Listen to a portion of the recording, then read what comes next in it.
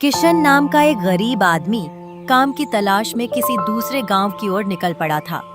वो अपने साथ बहुत सारा धन, जो उसने अपनी जमीन जायदाद बेचकर इकट्ठा किया था, अपने साथ लेकर काम की तलाश में निकल पड़ा था। घूमते घूमते वो भीमगढ़ नाम के गांव में आ पहुंचता है। उस गांव में उसका कोई रहने का ठिकाना नहीं था। तभी चलते चलते उसे एक टूटी हुई झोपड़ी दिखाई देती है। अरे, लगता है इस झोपड़ी में कोई नहीं रह रहा। अगर ऐसा है तो मैं इस झोपड़ी में रह लेता हूं। जब तक मुझे काम नहीं मिलता, मुझे इसी में कुछ दिन निकालने होंगे। किशन अपने पैसे से भरी पोटली वहां नीचे रख देता है और थोड़ी देर वहां विश्राम करता है।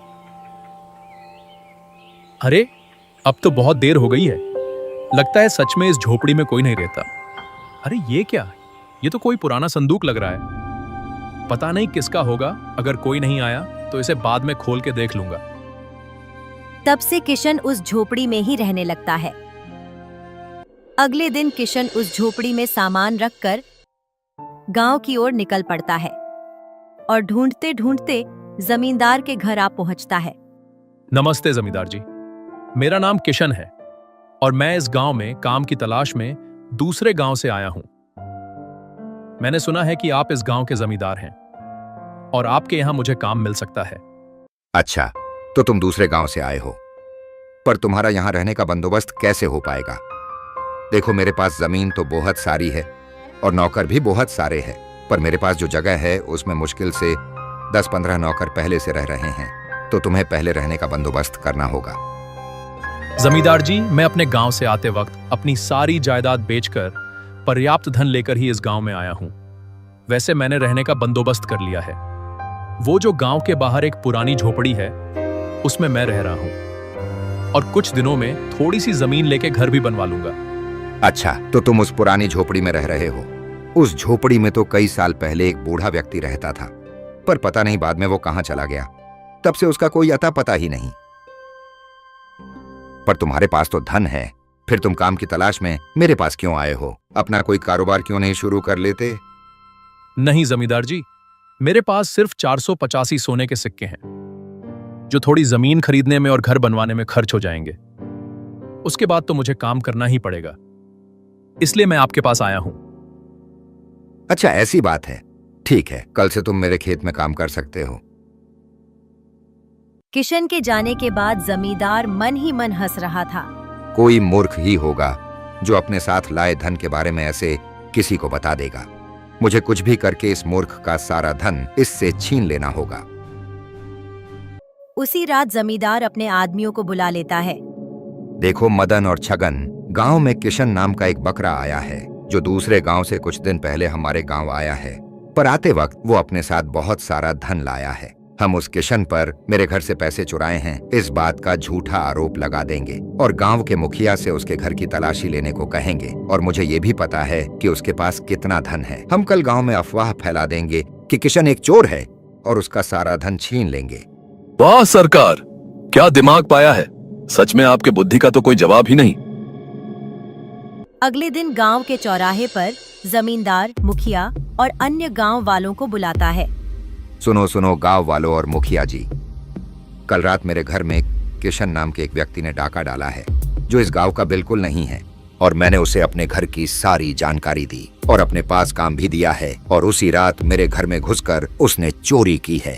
पर जमींदार जी, भला दूसरे गांव के व्यक्ति को तुम्हारे तिजोरी में रखे पैसों का पता कैसे चल गया? मुखिया जी, मेरा भोलापन मार खा गया। कल रात वो किशन मेरे घर पे काम ढूंढने के बहाने आया था। बेचारा अपनी गरीबी की कहानी सुना रहा था और तभी मुझे उस पर दया आई और मैंने अपनी सारी जानकारी दी और उसे अपने पास काम भी दिया है, और उसी रात उसने चोरी की है। पर क्या तुम्हें पता है, ये किशन जिसके बारे में तुम मुझसे बात कर रहे हो, वो कहाँ हो सकता है? हाँ मुखिया जी, हमें पता है वो कहाँ पर रहता है, पर उसे पता नहीं कि उसने मेरे घर में चोरी की है।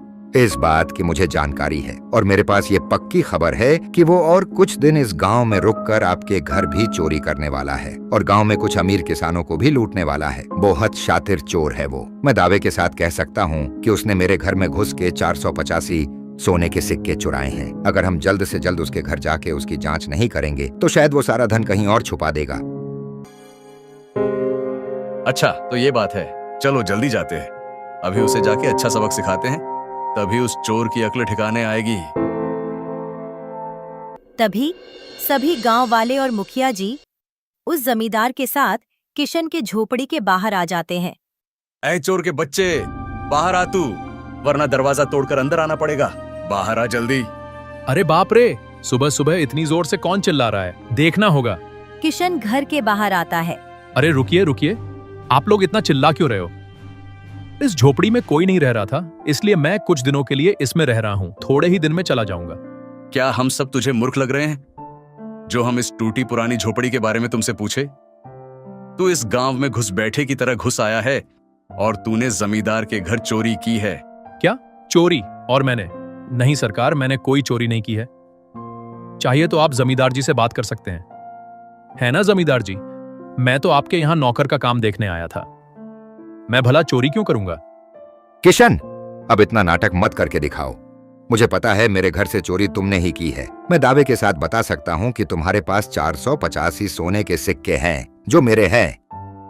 क्या जमींदार जी, आपको तो ये बात मैंने ही कल बताई थी कि मेरे पास 485 सोने के सिक्के हैं। देखो देखो, चोरी की है, पर चोर अपनी सफाई के लिए कैसी बात कर रहा है। चोरी तो चोरी, ऊपर से सीना चोरी। मुखिया जी, जल्दी से इसके घर की तलाशी लीजिए। ये चोर बहुत शातिर है। हाँ चलो रे सभी लोग, इसके घर में देखो सोने के सिक्के हैं या नहीं। जी मुखिया जी, चलो रे सब लोग। पर मुखिया जी, मेरी बात तो सुनिए, मैंने चोरी नहीं की है। गांव वाले किशन के घर में छानबीन करते हैं तो उन्हें किशन ने जो सोने के सिक्के लाए थे वो एक झोली में रखे मिल जाते हैं। ये देखिए मुखिया जी, इसके घर में बहुत सारे सोने के सिक्के मिले हैं।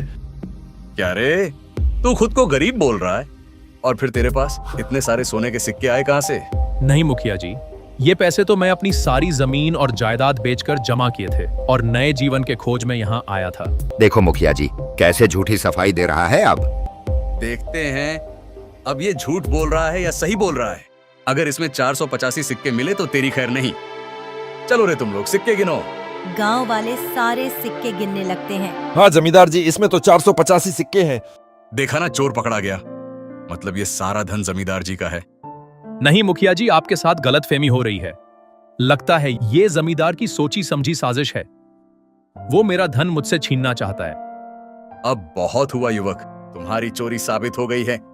खैर करो कि तुम्हें अभी तक किसी ने पीटा नहीं। अब तुम्हें मैं आखिरी चेतावनी देता हूं, आज रात तक इस गांव से दूर निकल जाओ और कल इस गांव में दिखना भी मत। अगर दिख गए तो लोग तुम्हारा मार मार कर ऐसा हाल कर देंगे कि जिंदगी भर याद रखोगे। ऐसा बोलकर सभी लोग वहां से चले जाते हैं। हे ऊपर वाले, मैंने किसी का क्या बुरा किया है जो आज मेरे साथ ये सब हो रहा है? पहले तो मेरे माता पिता मुझसे छीन लिए और बाद में मेरी पत्नी को भी उठा ले गए। किशन इतना कहकर बहुत रोने लगता है। रोते रोते किशन की नजर संदूक के ऊपर जाती है।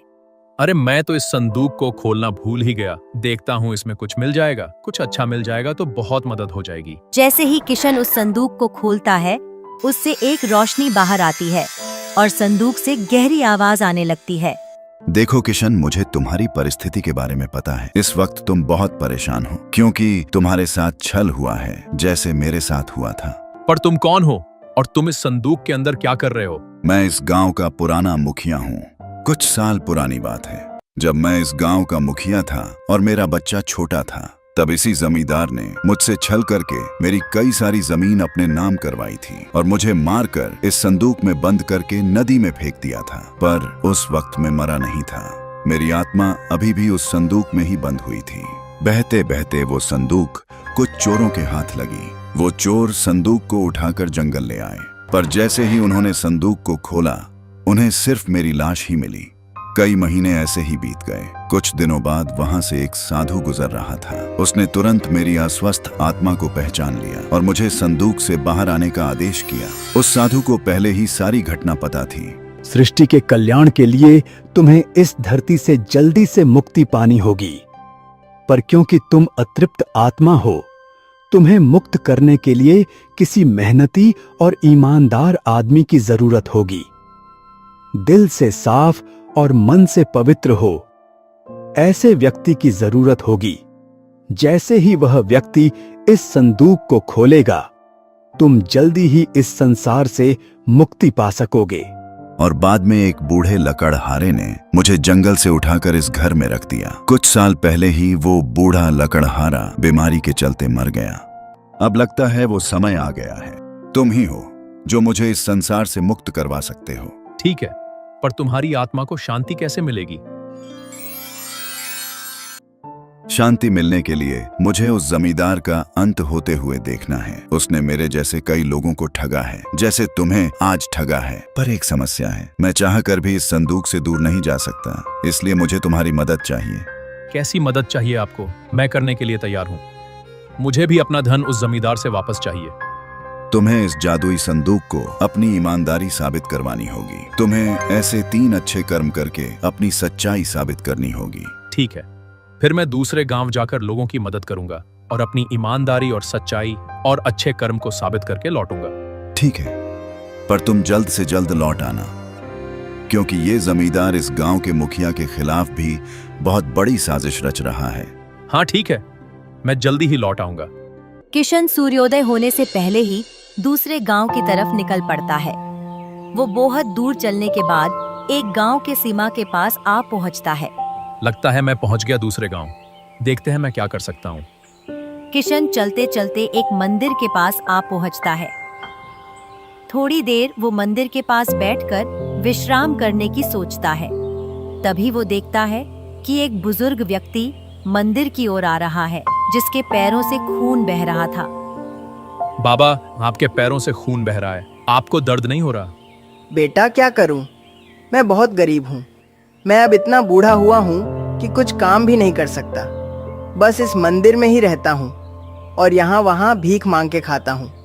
पैरों में कंकड़ और कांटे चुभ के मेरे पैर ऐसे हो गए हैं। अच्छा बाबा, तो ऐसी बात है। आप एक काम कीजिए, आप मेरी ये चप्पल रख लीजिए। मैं काम करके अपने लिए दूसरी चप्पल ले लूंगा। सच में बेटा, तुम बहुत अच्छे हो। आज कई लोगों ने मेरी तरफ देखा पर किसी ने मेरी मदद नहीं की, पर आज तुम पहले ऐसे व्यक्ति हो जिसने मेरी तकलीफ को समझा है। ईश्वर तुम्हारा कल्याण करे बेटा। किशन अपनी चप्पल वही बुजुर्ग व्यक्ति को देकर आगे बढ़ता है। चलते चलते वो थोड़ी दूरी पे जाता है। वहां वो देखता है कि एक साधु पेड़ के नीचे बैठा है, जो अस्वस्थ नजर आ रहा था। प्रणाम साधु महाराज। भगवान तुम्हारा भला करे। बोलो बेटा, क्या समस्या है तुम्हें? साधु बाबा, मैं तो ठीक हूँ, पर आप जरा अस्वस्थ लग रहे हैं। क्या मैं आपकी कुछ मदद कर सकता हूँ? हाँ बेटा, समस्या तो है।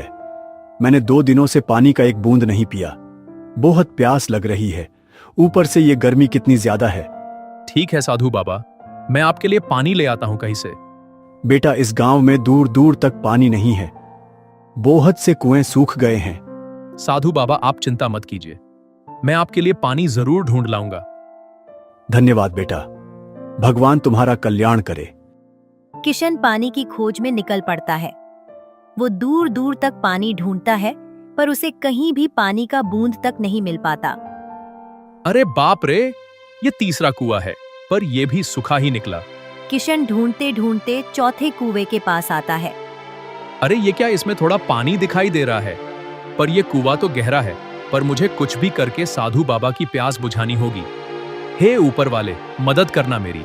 किशन धीरे धीरे कुएं में उतरता है और एक बोतल पानी लेकर वापस निकल पड़ता है। गर्मी बहुत तेज थी और ऊपर से किशन नंगे पैर चल रहा था, इसलिए उसके पैर भी बहुत ज्यादा तप रहे थे।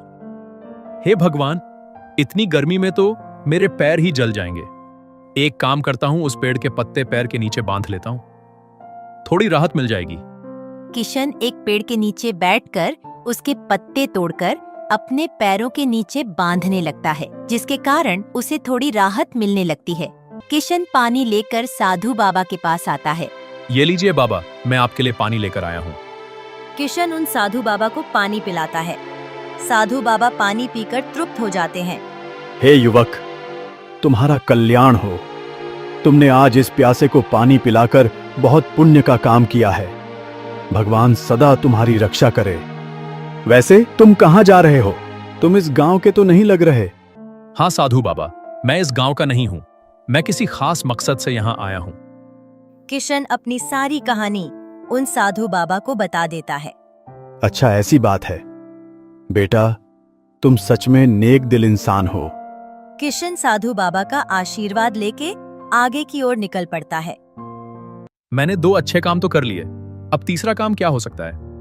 ऐसे सोचते सोचते किशन जंगल से गुजर ही रहा था, तभी उसे एक घायल हिरण जाल में फंसा हुआ दिखाई देता है। हे भगवान, किसने इस मासूम हिरण को इस जाल में बंद किया होगा? लगता है कोई शिकारी ही होगा। मुझे इस हिरण को जल्द से जल्द इस जाल से मुक्त करना होगा, वरना पता नहीं शिकारी इस बेचारे के साथ क्या करेगा। किशन उस हिरण को जाल से मुक्त कर देता है। हिरण वहां से तेजी से दौड़ पड़ता है। थोड़ी देर बाद वहां पर एक शिकारी आता है। अरे ये क्या? अब तक इस जाल में हिरण फंस जाना चाहिए था। मैंने हिरण पर इस और हमला किया था। ये क्या? ये आदमी इस वन में क्या कर रहा है? जरूर कोई सड़किया होगा। अरे भाई साहब, क्या तुमने इस जाल में हिरण को फंसता हुआ देखा? नहीं शिकारी, पर मैंने हिरण को इस ओर भागते हुए जरूर देखा है। अरे ये हिरण तो बहुत चालाक निकल गया। ठीक है, मुझे भी इसी ओर जाना होगा। ऐसे झूठ बोलकर किशन हिरण को शिकारी से छुटकारा देता है। किशन को अब चलते चलते शाम हो जाती है। उस मुखिया की आत्मा ने कहा था कि एक दिन में 3 अच्छे काम किए तो ही उनको संदूक से बाहर निकाला जा सकता है। क्या करूं?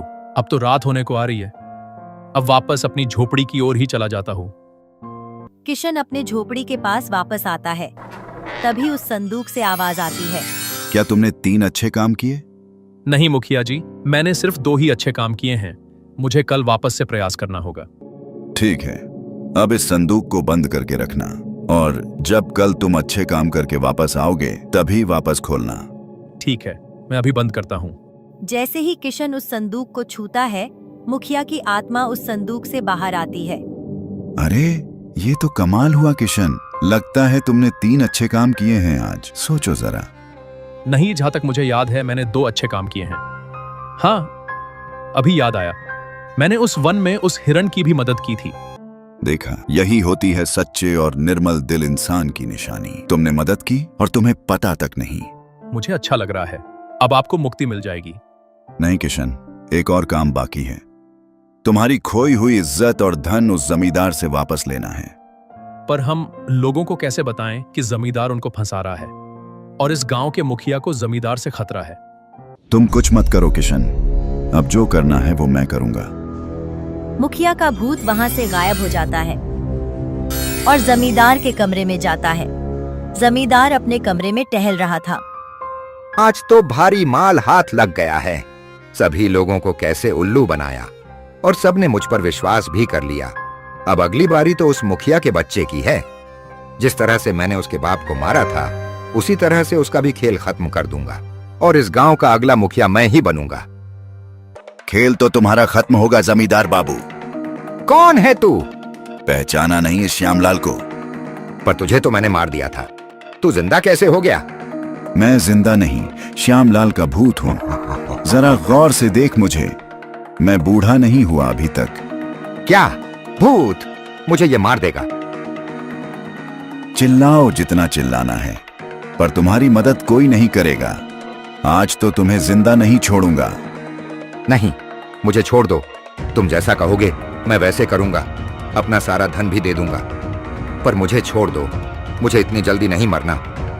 ठीक है, तो मैं तुम्हें सिर्फ एक शर्त पर ही छोड़ दूंगा। मुझे तुम्हारी शर्त मंजूर है, पर मुझे मारना मत। ठीक है, तो तुम अभी के अभी इसी वक्त मुखिया के घर जाओगे और उसे गांव के चौराहे पर सारे गांव वालों के साथ मिलने बोलोगे और मुखिया को सारी बात सच सच बताओगे कि कैसे तुमने किशन से उसका धन छीन लिया, कैसे तुमने मुझे छल से मारा था। मेरी जमीन अपने नाम की थी। हाँ, मैं अभी जाता हूँ और मुखिया बाबू को बताता हूँ। चलो जल्दी से ये पैसे, ये जेवर लेकर कहीं दूर भाग जाता हूँ। चलो भाई, चलो जल्दी यहाँ से।